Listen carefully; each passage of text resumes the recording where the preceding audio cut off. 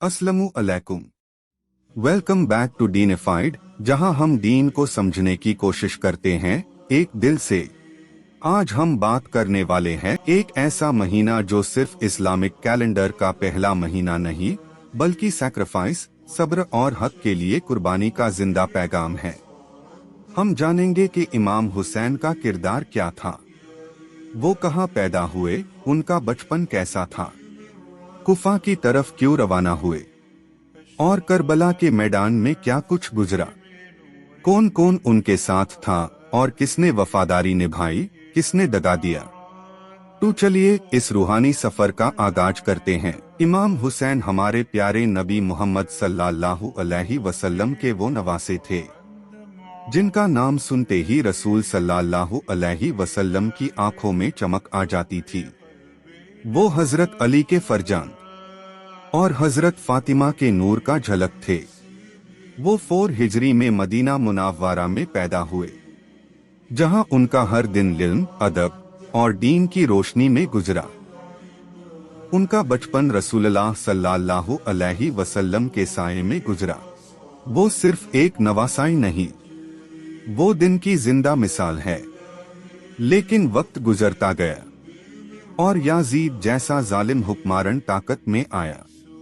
वक्त का जालिम हुक्मरान याजिद चाह रहा था कि सब उसकी बेट करें, लेकिन हुसैन ने कहा, मैं कभी भी जुल्म के हाथों अपना सर नहीं झुकाऊंगा।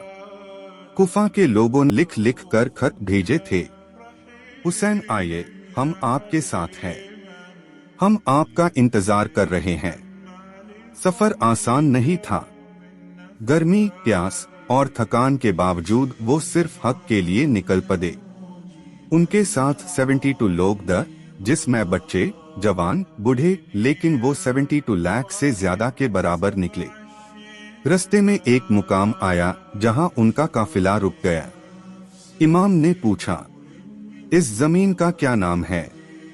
किसी ने कहा गजरिया, किसी ने कहा नैनवा, मगर जब किसी ने कहा करबोबाला, तो इमाम ने कहा, यही है वो जमीन, यही है वो मकम। और फिर वही काफिला उतर गया। ये वही जगह है जहां तकदीर का सबसे बड़ा इम्तिहान लिखा जाना था। हुसैन मदीना से चले थे।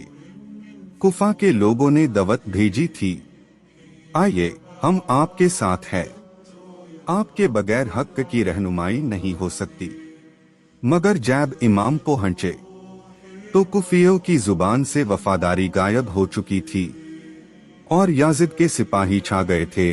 सिर्फ एक चीज थी, करबला का मैदान जिसको इमाम ने खुद खरीदा, क्योंकि वो जानते थे मुझे यहाँ रुकना है, मुझे यहाँ शहीद होना है, ताकि इस्लाम जिंदा हो जाए। ये एक शुरुआत थी उस जंग की जहां जुल्म के खिलाफ सच्चाई का पहला कदम रखा गया था।